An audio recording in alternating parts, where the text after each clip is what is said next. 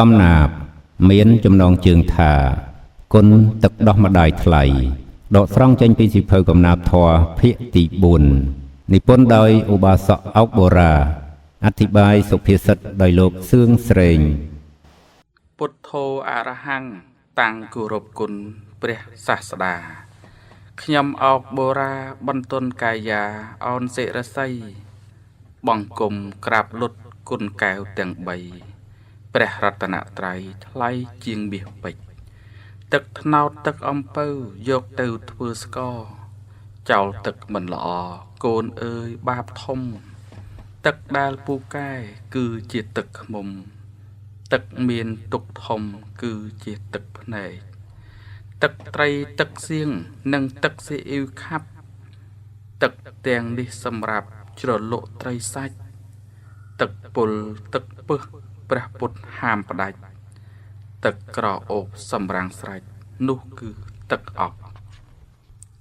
ទឹកអូទឹកស្ទឹងទឹកបឹងនិងទន្លេទឹកធំជាងគេគឺទឹកសមុទ្រ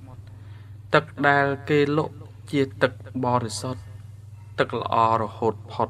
គឺទឹកចិត្តវិមុតទឹកភ្លៀងទឹកជ្រោះទឹកមានគ្រោះគឺទឹកជន់ទឹកបាបទឹកបុណ្យទឹកនោះគឺទឹកចិត្តទឹកឡើងទឹកស្រកទឹកមានបុព្វរិតទឹកដែលគួរគិតប្រយ័ត្ននោះគឺទឹកស្រាទឹកឈូទឹកជ្រោះទឹកនោះហៅទឹកធ្លាក់ទឹកជ្រំលោកអ្នកអាចយកធ្វើជីទឹកមុន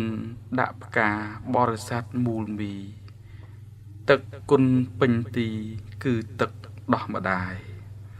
ទឹកដោះម្ដាយថ្លៃក្រៃឥតឧបមាកូនក្នុងលោកាប្រាថ្នាទឹកនេះទឹកអើយមានគុណទឹកបុណ្យច្រើនម្លេះ